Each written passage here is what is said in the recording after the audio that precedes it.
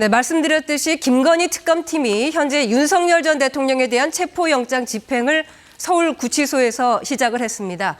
특검보가 직접 서울구치소를 찾아 강제 구인에 나섰는데요. 현장에 나가 있는 취재기자 연결합니다. 신현욱 기자, 특검팀 구치소에 들어갔죠? 네, 조금 전인 오전 9시쯤 문홍준 특검부와 수사관들이 이곳 서울구치소에 도착했습니다. 특검팀이 강제 구인에 나선다는 소식에 이곳에 이른 시간부터 윤 전 대통령 지지자들이 모여있습니다. 문 특검부는 오전 9시에 윤 전 대통령을 데리고 나와 10시부터 조사하겠다는 계획인데 아직 구치소 안에서 대치가 이뤄지고 있는 것으로 보입니다. 특검팀은 먼저 윤 전 대통령에게 출석을 권유할 계획입니다. 하지만 윤 전 대통령이 응하지 않으면 교도관들을 지휘해 체포영장을 집행할 예정입니다. 형사소송법에 따르면 체포영장 집행의 주체는 교도관입니다. 특검팀이 집행을 지휘하더라도 결국 교도관들이 물리력을 써야 하는 상황이 발생할 수 있는 건데요. 이런 상황이 교정당국 입장에서 부담일 수밖에 없는 만큼 윤 전 대통령을 강제로 끌어다 조사실에 앉힐 수 있을지는 미지수입니다. 앞서 내란 특검팀도 여러 차례 강제 구인을 시도했지만 교정당국이 난세 발표에 결국 실패했습니다. 윤 전 대통령 측은 체포영장이 발부된 어제서야 실명 위험이 있다는 내용의 진단서를 구치소에 제출했습니다. 하지만 구치소 측은 윤 전 대통령이 조사나 재판에 가는 데는 큰 문제가 없어 보인다는 입장입니다. 윤 전 대통령이 체포에 순순히 응한다면 호송차를 타고 특검팀이 있는 광화문으로 이동해 지하주차장을 통해 조사실로 올라갈 전망입니다. 지금까지 서울구치소에서 전해드렸습니다. 네, 이번엔 취재기자와 함께 주요 쟁점 내용 짚어보도록 하겠습니다. 정상민 기자, 윤 전 대통령이 결국 강제 구인까지 가게 됐네요. 네, 윤석열 전 대통령이 이 김건희 특검팀의 소환 조사에 응하지 않게 되면서 이제 강제 구인이 시작이 됐는데요. 네. 일단 윤 전 대통령은 여기 특검팀의 2차례 소환 통보에도 출석을 거부했습니다. 네. 이 변호사 선임계는 물론 별다른 불출석 사유서 등도 제출하지 않았는데요. 이 체포 영장이 발부된 다음에 이 건강 상태와 관련된 서류 등을 이 서울구치소에 제출한 것으로 알려졌습니다. 보통 이런 피의자도 이제 이렇게 조사에 불응하면은 수사기관이 강제 구인에 나섭니다. 윤 전 대통령의 조사 불응은 이번이 처음이 아닌데요. 네. 윤 전 대통령은 구속 이후 내란 재판에 불출석하고 또 내란 특검 소환 조사에도 응하지 않았습니다. 네. 이에 따라 특검팀은 법원으로부터 윤 전 대통령에 대한 체포 영장을 발부받아 강제 구인 절차에 돌입한 겁니다. 그런데 지금까지 내란 특검에서도 이렇게 구인을 못하지 않았습니까? 이번엔 네. 가능할까요? 네, 내란 특검 수사팀이 윤 전 대통령에 대한 강제 구인을 3차례 했는데 모두 불발됐습니다. 이 교도관들이 집행에 시도했지만 윤 전 대통령이 구치소 안에서 한 발짝도 움직이지 않으면서 이 조사가 이뤄지지 않은 겁니다. 윤 전 대통령 측은 이 방문 조사 등을 언급했지만 특검은 이것도 이제 불가능하다고 선을 그었습니다. 네. 그러자 윤 전 대통령이 이제 버티기에 나선 겁니다. 네. 이 교도관들이 전직 대통령에 대한 물리력 행사의 부담을 느끼면서 이제 강제 인치에서 실패하니까 당시 특검은 이 정당한 지위가 왜 집행되지 않았는지 이 구치소 관계자들을 상대로 조사까지 하겠다고 했었는데요. 이 법무부 측은 이에 특검 측에서 수사 인력을 파견해서 이 강제 인치를 도와달라고 하기도 했습니다. 하지만 결국 내란 특검은 윤 전 대통령에 대한 추가 조사를 하는 것 대신 기소를 택했습니다. 네. 김건희 특검도 마찬가지 상황에 직면할 것으로 보이는데 우선 현장에 지휘할 특검보를 투입하며 이제 지원에 나섰습니다. 강제 구인이라면 어떻게 하는 건가요? 끌어내는 건가요? 예, 일단 현행법상 이 물리력을 쓰라는 법은 없습니다. 이 교도관이 집행만 하라고 명시돼 있는데요. 네. 다만 이 대법 판례를 보면 이 강제 구인이 가능하다고 명시됐습니다. 과거 드루킹 이 김동원 씨도 이 수감 뒤에 조사를 계속 거부해 왔었는데 이 체포 영장이 발부되면서 조사에 응하고 진술도 해서 수사가 이제 풀린 적이 있었습니다. 윤 전 대통령은 지금까지 모든 이제 재판과 그리고 조사를 거부하고 있는데 왜 안 나온다는 건가요? 예, 윤 전 대통령은 이 재구속 이후 갑자기 이제 건강 문제를 호소했습니다. 하지만 이 특검에는 아무런 의견을 내지 않았는데요. 그런데 이제 어제 체포영장에 나온 뒤에야 이제 윤 전 대통령 측은 실명 위험 등을 실명할 수 있다는 게 위험이 있다라는 내용이 담긴 진단서를 이 서울구치소에 제출했습니다. 네. 이에 대해 구치소 측은 윤 전 대통령이 조사나 재판에 가는 건 큰 문제가 없어 보인다라는 입장을 밝혔습니다. 수사 상황을 좀 살펴보죠. 윤 전 대통령 지금 공천 개입 의혹 말고도 조사할 것들이 많죠. 네, 그렇습니다. 일단 순직 해병 특검의 마지막 조사 대상이 되겠고요. 이 윤 전 대통령의 이른바 경로설이 인정된 상태에서 이 마지막 조사는 윤 전 대통령이 될 것으로 보입니다. 이 경로설이라는 게 이 해병 순직 사건의 군 초동 조사 보고를 듣고 윤 전 대통령이 크게 화를 내고 이 수사에 부당한 압력을 넣었다라는 의혹인데요. 이 최근 조태온 전 국정원장 등이 윤 전 대통령의 경로를 봤다고 진술했습니다. 또 윤 전 대통령이 비상계엄 선포를 정당화하기 위해 작년 10월 평양에 무인기를 침투시켜서 이 북한 군사 대응을 유발하려고 했다는 의혹에 관련해서도 내란 특검은 윤 전 대통령의 외환죄도 수사하고 있습니다. 지금까지 이렇게 계속 재판과 조사에 불응하고 있는데 윤 전 대통령이 앞으로도 불출석하게 되면 어떻게 되는 건가요? 네, 양형상 재판에 불출석하게 되면 이 범행 후 정황이 불량하다고 보고 이제 불리한 양형이 가능합니다. 네. 다만 이 내란 우두머리 혐의가 이 최소 무기징역이라서 윤 전 대통령 입장에서는 이제 불리할 게 없다라는 상황입니다. 또 이미 가장 높은 형량의 내란 우두머리 혐의로 재판을 받고 있는 만큼 윤 전 대통령 입장에선 추가 특검 조사에 응할 이유가 없을 수도 있죠. 이 때문에 특검 측에서는 이 조사 없이 기소하는 방안까지 검토해야 합니다. 실제 내란 특검은 조사 없이 구속 기소를 하기도 했습니다. 네, 여기까지 듣고 이따 다시 또 여쭤보도록 하겠습니다. 다음 소식입니다. 미국 트럼프 대통령이 전 세계에 부과하는 상호 관세가 우리 시각으로 일주일 뒤 오후 1시부터 발효됩니다. 한미 외교장관 회담도 열렸는데 한미 정상회담 일정 등이 조율됐습니다. 김영순 기자의 보도입니다. 트럼프 미국 대통령이 전 세계를 대상으로 하는 새로운 상호관세 행정명령에 서명했습니다. 한국과 일본, 유럽연합에는 15%의 상호관세가 부과되고 무역협정이 타결되지 못한 인도에는 25%, 타이완에는 20%의 관세가 부과됐습니다. 캐나다에는 현재 25%의 관세율이 35%로 상향됐습니다. 새롭게 부과된 상호관세는 수입품 품목 코드 변경을 거쳐 7일 뒤부터 효력이 시작돼 우리 시각 오는 7일 오후 1시에 발효될 것으로 보입니다. 트럼프 대통령은 소셜미디어에 관세 덕분에 미국이 더 위대해지고 있다고 자평했습니다. 오늘도 몇몇 나라와 훌륭한 합의를 이뤄냈다고 말했습니다. You know, we're taking in literally trillions of dollars for the country. This is making our country very rich and respected again. 백악관은 트럼프 대통령과 한국 협상단이 무역 협상 타결 뒤 엄지손가락을 치켜 세우며 함께 찍은 사진을 공개했습니다. 협상 결과에 만족한 듯 모두 환하게 웃는 모습입니다. 이런 가운데 베센트 미 재무장관이 한국의 많은 무역 장벽을 허물었다며 협상 뒷얘기를 전했습니다. 특히 트럼프 대통령이 한국의 제안을 조금 더 높였다고 했습니다. President Trump moved the offer up a bit, and we reached a very good agreement where they will have 15% tariffs. They will buy a substantial amount of U.S. energy. 전날 미국에 도착한 조현 외교장관과 루비오 국무장관 간 양자 회담도 열렸습니다. 두 장관은 이재명 대통령과 트럼프 대통령 간 한미 정상회담 일정 조율을 시작했습니다. 북한의 완전한 비핵화라는 공동의 목표를 확인하고 무역 협상 후속 조치 등도 논의했다며 첫 만남이 건설적이었다고 밝혔습니다. 정상회담이 곧 있을 것이라는 것, 그것도 지금 이제 날짜를 조율 중입니다. 그 내용도 물론 이제 실무선에서 더 충실하게 만들어가는데 합의를 했습니다. 미 국무부는 이번 한미 무역 협상 타결과 관련해 70년 한미 동맹의 굳건함을 반영했다고 평가했습니다. KBS 뉴스 김영순입니다.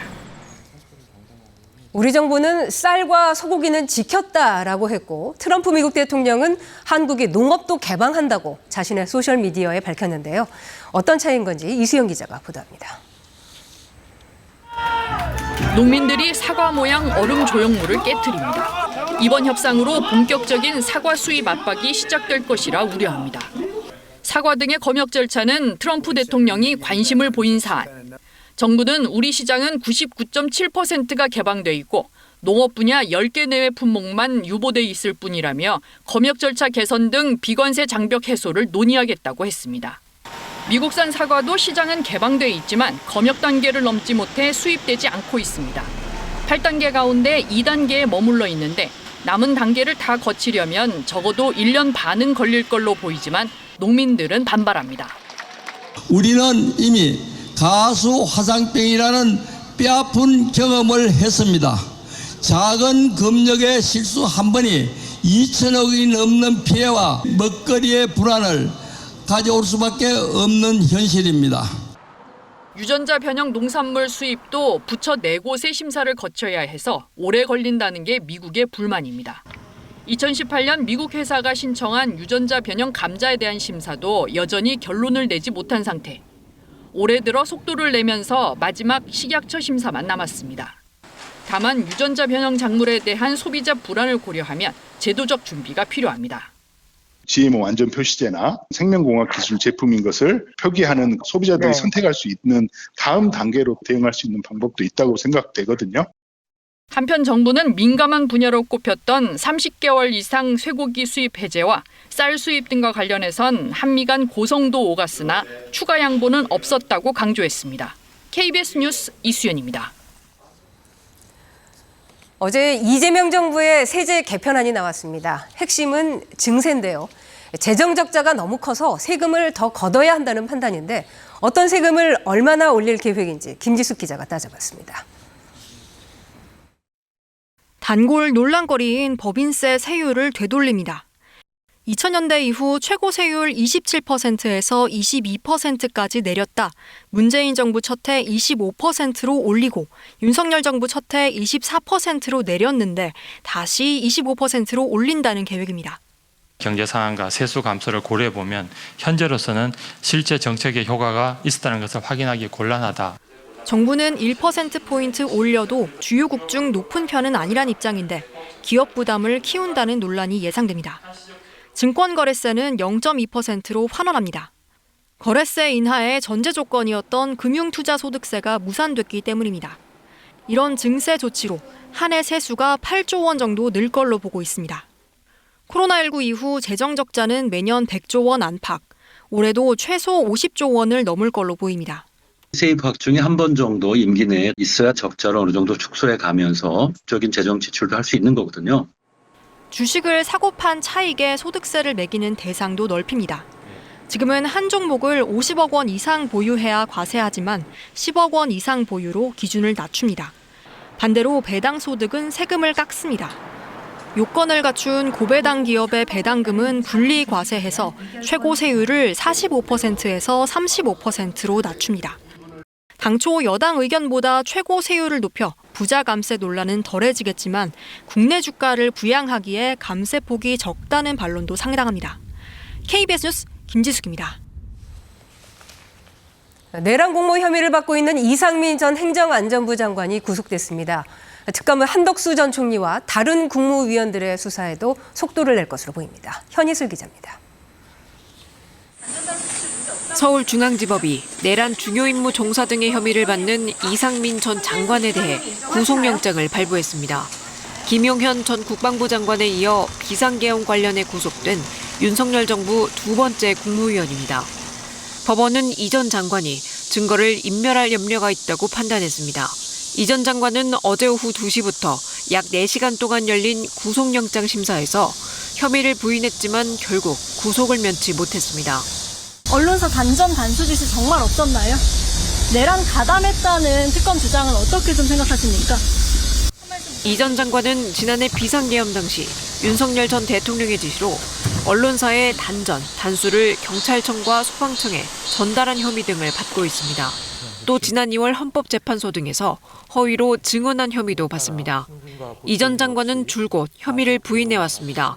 하지만 특검팀은 대통령실 CCTV에서 이 전 장관이 단전, 단수 관련 내용이 담긴 것으로 의심되는 문건을 직접 챙기는 영상을 확보했습니다.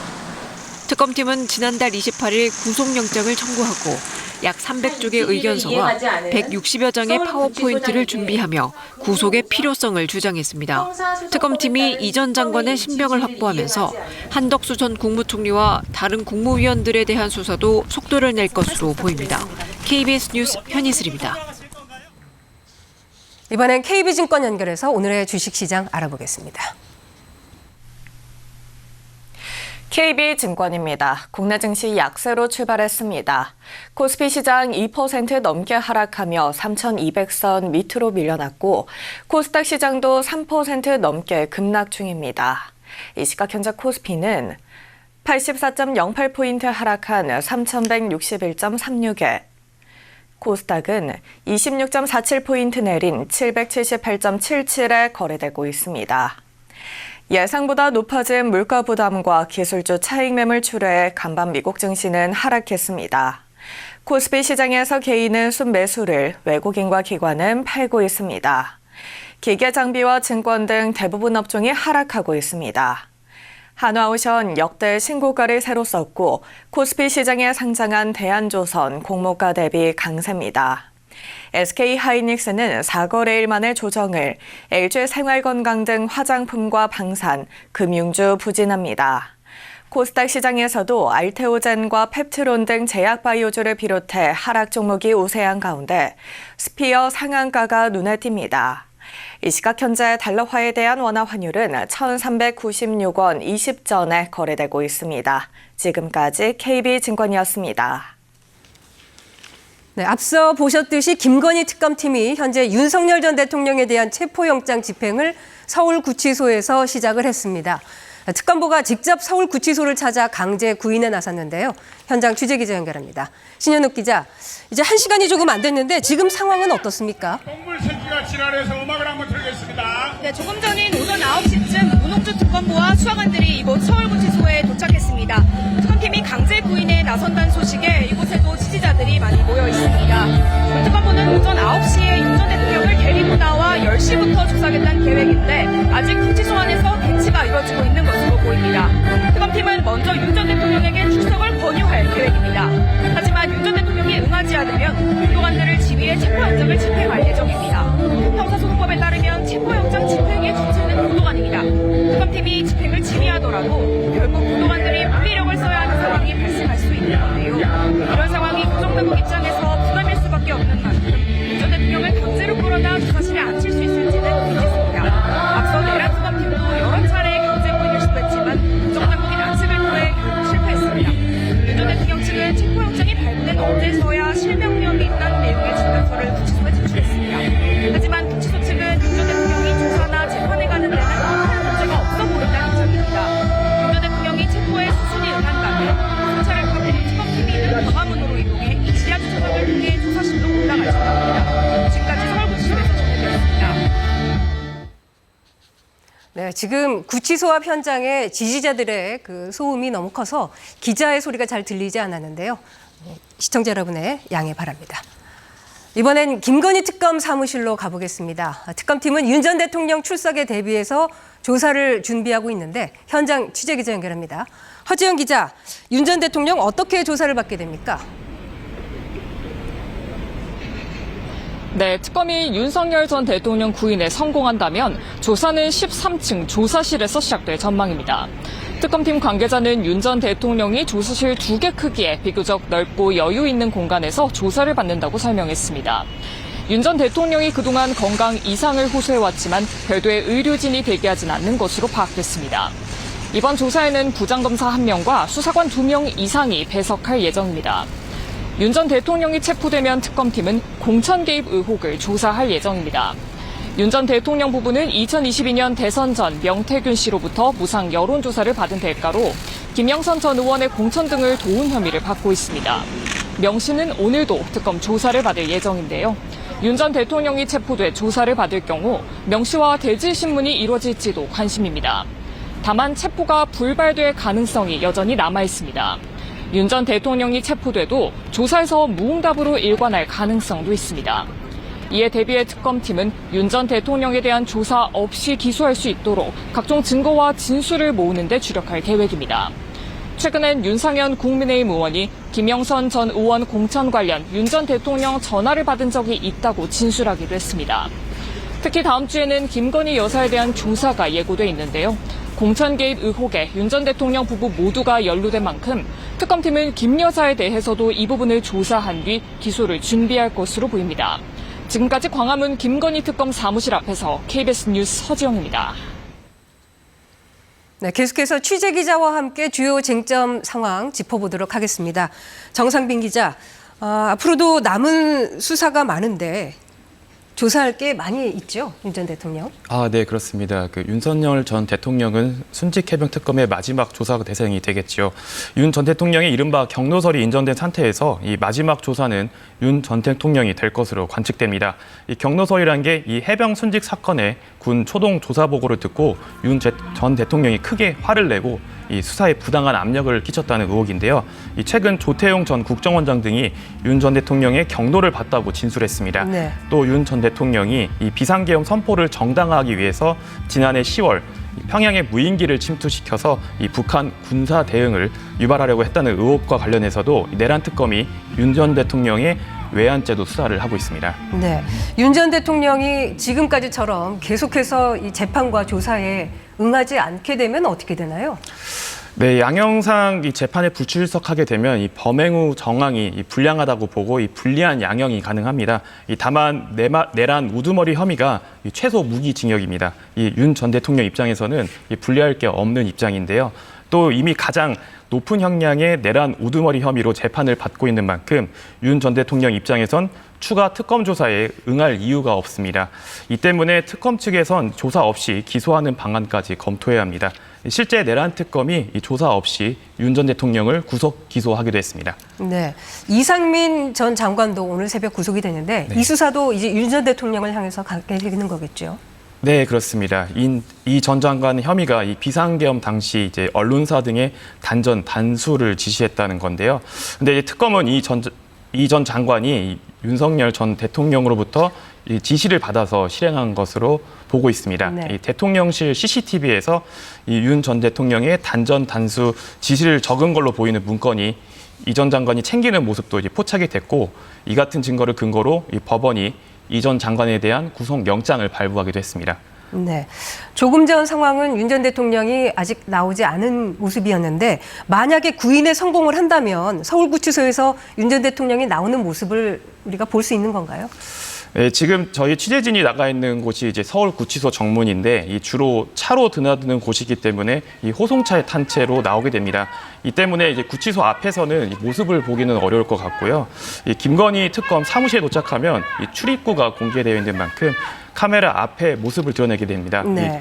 취재진이 질문을 할 수도 있을 것 같은데, 그동안 이제 재판 출석이나 소환 조사 때 이 기자들 질문에 정확히 답한 적도 없고 사과를 한 적도 없습니다. 네, 변호인 선임계도 아직 안 냈다고 하던데 조사가 가능한 건가요? 일단 조사실에 들어가면은 조사는 가능합니다. 다만 윤 전 대통령이 입을 열지 않을 가능성이 높지요. 또 그런데 이제 윤 전 대통령이 이 조사에 응하지 않게 되면 이 다음 주에 소환될 이 김건희 여사의 부담이 커질 수 있습니다. 이 부부가 같은 혐의를 받고 있기 때문인데요. 이 윤 전 대통령이 아무런 답을 안 한 채로 이 김 여사가 조사를 받아야 하기 때문이죠.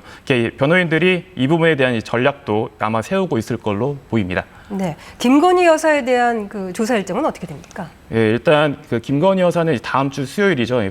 8월 6일에 이제 특검팀에 출석하게 될 예정입니다.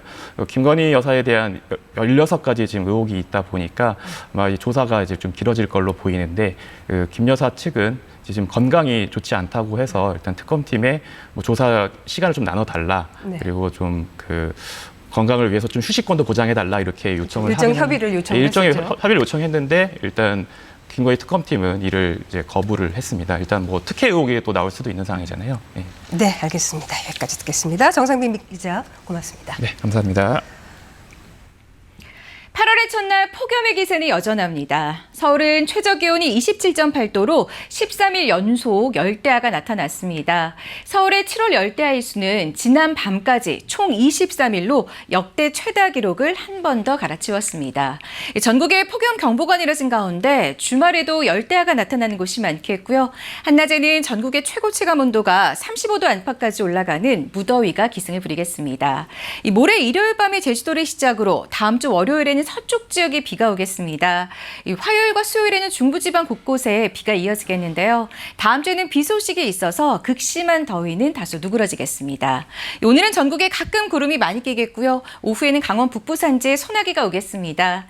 낮 최고 기온은 서울과 청주, 대전, 대구가 36도, 전주는 37도로 어제와 비슷하게 덥겠습니다. 날씨 전해드렸습니다. KBS 뉴스 특보를 마칩니다. 고맙습니다.